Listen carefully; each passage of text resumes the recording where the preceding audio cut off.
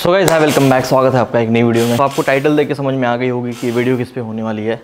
मैं कुछ पॉइंट्स बताने वाला हूँ, तकरीबन 5 पॉइंट। आप एक नेचुरल कंपटीशन या कोई भी कंपटीशन आप कौन से माइंडसेट से खेलोगे तो आप जीत सकते हो। मैंने जीतने का नहीं सोचा था, मैं अभी बता रहा हूँ। एंड मैं वीडियो यहाँ पे इसलिए स्टार्ट कर रहा हूँ कि ये सबसे पहली चीज़ है जो आपको करनी है। अभी मैं बल्किंग कर रहा हूँ, bulking type of. Then also जो मैंने प्रेप की थी वो मेरी डेली लाइफस्टाइल बन गई थी। अबाउट की कार्डियो करना, एम्प्टी स्टमक में कार्डियो करना बहुत ज़रूरी है। आज भी मैं वही फॉलो कर रहा हूँ, कोई चेंज नहीं हुआ है। तो अभी सुबह का टाइम है। पहला पॉइंट यही रहेगा कि आप प्रेप में हो तो कार्डियो को स्किप मत करना। कार्डियो मन नहीं लगेगा बेड से उठने का, खाने का, न्यूट्रिशन खाने का पार्ट का है, मेरे ही पार्ट का है। बट उसके साथ ये करना बहुत ज़रूरी है। हेडफोन लगा लो, फ़ोन निकाल लो, कुछ भी कर लो, ट्रेडमिल में चढ़ो, किल में चढ़ो, वॉक पे चल जाओ, 3 मिनट 1 आवर, जैसा भी कार्डियो जरूर करना। तो ये था पहला पॉइंट। तो इस बात करते हैं हम दूसरा पॉइंट का। पहला तो कार्डियो बहुत ज़रूरी है। मैं रिकमेंड करता हूँ, अगर मुझे लोग जर्नी पे फॉलो कर रहे थे इंस्टाग्राम पे, वो देखते होंगे मैं सुबह जाके एम्प्टी स्टमक कार्डियो करता था। मैं 2 टाइम कार्डियो करता था, empty stomach and post workout. बाकी उसके साथ दिन भर का अपना 15,000 20,000 जैसा मेरा गोल था वो स्टेप्स तो कंप्लीट करता था। बट साथ ही साथ empty stomach cardio is very important. दूसरी चीज अभी बहुत मेन चीज में आती है, वो होती है training. As a power lifter मैं जब भी ट्रेनिंग कर रहा था बॉडी बिल्डिंग का, तो मैं पावर लिफ्टिंग कंपाउंड्स एक्सरसाइज बंद नहीं किया था, कम कर दिया था। जैसे 2 चीज मैंने चेंज किया था। बेंच बारबल प्रेस 2 वीक में एक बार करना, फ्लैट बेंच प्रेस जो कि मैं पावर लिफ्टिंग में वीक में 5 दिन करता था, और उसका फ्रीक्वेंसी 5 दिन जो 1 वीक में करता था मैं, वो 2 वीक में एक बार हो गया। तो वो एक चेंजेस था। दूसरा इंपॉर्टेंट चीज था डेडलिफ्ट्स का। डेडलिफ्ट्स में करना बंद कर दिया था, क्योंकि कन्वेंशनल करता था, सुमो बंद कर दिया था। कन्वेंशनल भी वीक में बस एक बार, और ऐसा लोड जिसमें 5 से 8 रेप निकाल, 1 रेप मैक्स, 2 रेप, 3 रेप्स, ऐसा लोड नहीं लेता था। एंड बैक में ज़्यादा मैं मशीन के वेरिएशन ऐड किया था, उससे मेरा बैक पे रिजल्ट बहुत अच्छा मिला है। ऑल्सो ट्रेनिंग में आप जब भी करोगे, तो जैसे मैं मेन फिजिक का प्रेप कर रहा था, तो बैक, चेस्ट, एब्डोमिनल, ये बहुत बड़ा मसल है। शोल्डर भी एक प्रोपोर्शनल होता है, लेकिन आपका बैक में बहुत पॉइंट्स मिलता है। एंड मेरा डेडलिफ्ट करके मेरा बैक बहुत बढ़िया हो गया by God grace and my hard work. तो मैं रिकमेंड करूंगा आप बैक पे ज़्यादा ध्यान देना अगर आप मेन फिजिक या क्लासिक फिजिक कर रहे हो तो, क्योंकि अगर बैक आपका अच्छा डेफिनेशन में रहेगा, अच्छे क्रिसमस ट्री दिख रहे होंगे, अच्छे लैट स्प्रेड हो रहे होंगे, तो आपको बहुत ज़्यादा बेनिफिट मिलेगा। तो ऑल्सो मैं कुछ वेरिएशन भी ऐड किया था, एंड आप बहुत सारे वेरिएशन ऐड करना। और हाँ, एक इंपॉर्टेंट चीज़, लोग ये सोचते हैं कि हम कटिंग कर रहे हैं या बल्किंग कर रहे हैं तो रेप्स काउंट होता है, मतलब कम वेट में हेवी रेप्स करते हैं, या देखो जब हम कट पे रहते हैं ना तो हम लोग कैलोरी डेफिशिएंट में रहते हैं। तो आपको ये नहीं सोचना है कि भाई मुझे ऐसा वेट लेना है जिसमें 15 से 20 रेप लगाना है। आपको नॉर्मल जिम जैसा ट्रेन करना है एवरी डे। अगर आप अभी नॉर्मल जिम जब जाते हो, जितना वेट लगा रहे हो, जितना सेट्स कर रहे हो, कटिंग के टाइम पे भी उतना ही करो। ऑफ कोर्स उस समय आपका कार्ब्स कम रहेगा तो आपका एनर्जी कम रहेगा। तो आप एक्सरसाइज सेम रखो, थोड़ा लोड कम कर दो। और मुझे पता है कि आप कितना भी कट पे हो, मैं भी कट पे था, स्टार्टिंग के 2-3 एक्सरसाइज में उतना फील नहीं होता, ठीक है। स्टार्टिंग के 2-3 एक्सरसाइज आपको सेम एनर्जी रहता है, उसके बाद आपका लोड, आपका एनर्जी क्रैश होता है, तो आपको वीक फील होता है। पहला 2-3 एक्सरसाइज कोशिश करो अपने आप को पुश करने का, क्योंकि कट में आप जितना हेवी, जितना ज्यादा रेप्स अपने बॉडी से निकालोगे, उतना ज्यादा बेनिफिट आपको मसल में दिखेगा और अपना बॉडी आपका उतना डिप्लीट होगा। ये एक पॉइंट था। लोग करते हैं क्यों है, क्योंकि कैलोरी जब हम लोग कट करते हैं, डेफिशिट खाते हैं, तो इंजरी की चांसेस बढ़ जाती है, क्योंकि आप कार्बोहाइड्रेट ज़्यादा दे नहीं रहे हो, आपको ग्लाइकोजन लेवल पूरा कम है, कम वेट भी हेवी लग रहा होगा। तो हम लोग क्या करते हैं, कम वेट से कुछ ट्रेनिंग करते हैं, सो दैट वो इंजरी वाला फेज, इंजरी गलती से हो ना।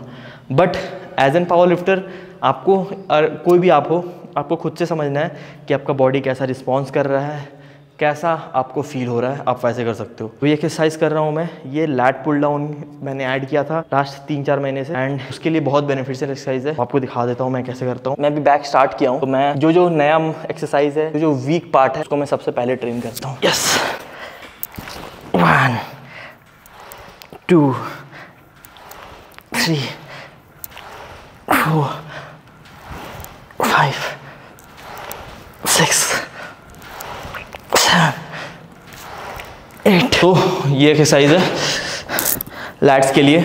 आपको ट्राई करना है, आपको कोई एक्सरसाइज ट्राई करके ट्राई एंड एरर मेथड करना है। लैट पुल डाउन वहीं से कुछ नहीं होगा भाई। आजकल के जो जनरेशन में चल रहा है, एक हॉरिजॉन्टल पुल, एक वर्टिकल पुल, को सक्सेस नहीं दिला पाएगा। बंदे कर रहे हैं, वो ऑलरेडी सक्सेस हो चुके हैं, वो कुछ भी बोलेंगे तो भाई आपको सही लगेगा। लेकिन अगर आपको ग्रो होना है, तो आपको भाई डिफरेंट एक्सरसाइज, ज़्यादा देर तक जिम में डिफरेंट मसल, डिफरेंट साइड से ट्रेन करना, डिफरेंट एंगल से हिट करना पड़ेगा। आप नहीं जानते हो आपके बॉडी के लिए क्या सही है क्या गलत। तक आप ट्राई नहीं करोगे तब तक ये इन्फ्लुएंसर आपको कोई नहीं बताएगा, ये आपको खुद से करना है। बाकी मैं पसंद करता हूँ गर्मी में ट्रेन करना। इसी वहाँ लगा हुआ हुआ है, फैन है, चीज़ बंद करके करता हूँ मैं। मुझे ऐसे स्ट्रगल में ऐसे ही ट्रेनिंग करने की आदत है। बाकी करते हैं और आपको मिलते हैं जो कि हमारा तीसरा पॉइंट होगा। तो गाइस तीसरी इंपॉर्टेंट चीज़ है जो एक बॉडी बिल्डर और एक फिटनेस या एक प्रॉपर फिजिक के लिए वो इंपॉर्टेंट होती है। छोटी सी जगह तो हम लोग बोलते हैं किचन, जो एक छोटे से घर से लेके बड़े से घर में होती है, बट आप पे डिपेंड करता है वो किचन में क्या क्या इंपॉर्टेंट चीजें हैं जो आपको हेल्प कर सकती है। तो मैं तो बस एक ही चीज, मैं कभी कैरी जाता भी हूँ, कहीं भी घूमने जाता हूँ, एक चीज कैरी करता हूँ, दैट इज़ वेइंग स्केल। 200 से 300 का रहता है एंड ये आप पे डिपेंड करता है। ये मैंने 699 का लिया था, बढ़िया लगा था मुझे। एंड यहाँ पर एक होल्डर टाइप का भी है, तो ईजी हो जाता है कैरी करना। आप जब भी कैलोरी सरप्लस में खा रहे हो, आपको एवरी वीक, एवरी 15 डेज में मेजर करना है कि आप कितना खा रहे हो, आप कितना बढ़ा रहे हो। कि आपको वेट गेन करना है तो आपको धीरे धीरे आपका फूड इनटेक भी इंक्रीज करना होगा। तो आप रैंडमली चूज नहीं कर सकते हो कि भाई मैं एक छोटा सा कटोरा ले लेता हूँ या एक मैं छोटा सा बॉल ले लिया, मैं एक कटोरा खा रहा हूँ, दूसरा वीक में मैं 1.5 कटोरा खाऊंगा, 2 कटोरा खाऊंगा। तो आप इसको हर जगह कैरी नहीं कर सकते हो, ठीक है। आप इसको आराम से कैरी कर सकते हो। Two way your food everything. तो कुछ भी हो, किचन में आपको एक वेइंग स्केल रखना पड़ेगा। 250 से 500 रुपए एक बार आप इन्वेस्ट करो एंड कोशिश करो कि अपने कार्बोहाइड्रेट को आज से वे करना स्टार्ट कर दो, क्योंकि कंपटीशन के नजदीक में आपको गिन के 50 ग्राम, 70 ग्राम, 8 ग्राम, 100 ग्राम इतना खाना पड़ेगा। अब कैसे वे करोगे? सबसे इंपॉर्टेंट थिंग है कि किचन के लिए और आपके फिजिक के लिए एक वेइंग स्केल लेना, और ज्यादा कुछ इंपॉर्टेंट नहीं है, बट वेइंग स्केल बहुत जरूरी है। सो गाइस अब बात करने वाले हैं एक इंपॉर्टेंट थिंग। मैं एक पावर लिफ्टर से लेके बॉडी बिल्डिंग का जर्नी में रियलाइज किया कि मुझे पोजिंग की ज़ीरो नॉलेज थी। तो मुझे बहुत ख़राब भी लगा उस चीज़ को कि मैं एक पावर लिफ्टर से पहले एक फिटनेस ही था जो जिम जाता था। एक मेरा सपना जो स्टार्टिंग में जर्नी स्टार्ट किया था वो जिम जाके किया था। मुझे पहले पता नहीं था कि मैं पावर लिफ्टिंग करूँगा, एक एथलीट बनूंगा, एक नेशनल गोल्ड मेडलिस्ट बनूंगा। तो मेरा पहला गोल जो था वो था जिम जाने का, बॉडी बनाने का। बट मैं पावर लिफ्टिंग की जर्नी में पोजिंग, मसल पंप ये सब भूल चुका था।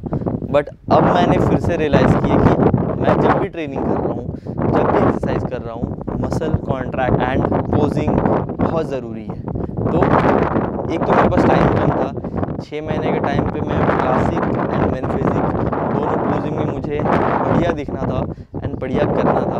तो आप एक काम कर सकते हो, अभी से अपने पोजिंग रूटीन पे काम करो, पोजिंग बढ़िया से करो। आपको पता रहे कि डबल बाइसेप्स कैसे करना है, जजेस को कैसे इम्प्रेस करना है, थोड़ा कॉन्फिडेंस बढ़ाना है। तो पोजिंग एंड दूसरी इम्पॉर्टेंट थिंग है कि आप पहला, दूसरा, तीसरा कंपटीशन कुछ भी हो, इनिशियल स्टेज में आप एक कोच को हायर कर लो। क्योंकि मैंने लास्ट ईयर एक गलती की थी, एचएसएफ में भी मेरा प्लेसिंग आ जाता। इस बार मैंने अच्छी तरीके से प्रेप करके गया था और उसका रिजल्ट मुझे मिला। एचएसएफ में मैंने कोई कोच हायर नहीं किया था क्योंकि मेरे पास 1 मंथ का टाइम था। बट अब मैं रियलाइज़ कर रहा हूँ कि अगर 1 मंथ, वो लास्ट जो 10-15 दिन है ना, वो बहुत इंपॉर्टेंट होते हैं। एवरी डे आप मेरा डाइट चेंज हुआ था, every day water intake change हो रहा था, एवरी डे फिजिक चेंज हो रहा था। अगर ये चीज़ मैं लास्ट मोमेंट पे एचएसएफ में करता तो एक बेटर कंडीशन होता। ये मेरी गलती थी।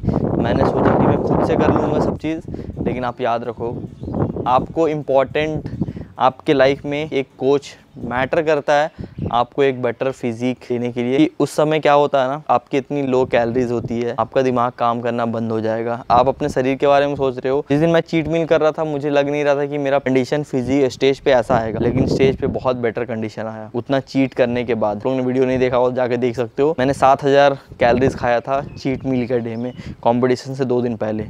तो नॉलेज इज़ पावर, और मैंने नॉलेज गेन की है, और गेन करना है और सीखना है। तो ये एक सजेशन आप लोगों के लिए, आप एक कोच हायर करो, उनसे सीखो। अगर आप 5-6 कंपटीशन सीखोगे, उसके बाद आप खुद से प्रेप कर सकते हो। इनिशियल में आपको एक पर्सन चाहिए रहता है, और लास्ट मोमेंट में मेंटली भी आपको बहुत स्ट्रांग रहना पड़ता है। तो एक कोच आपको हेल्प कर सकता है। तो ये था वीडियो, ये था मेरा मसल मीनिया का जर्नी।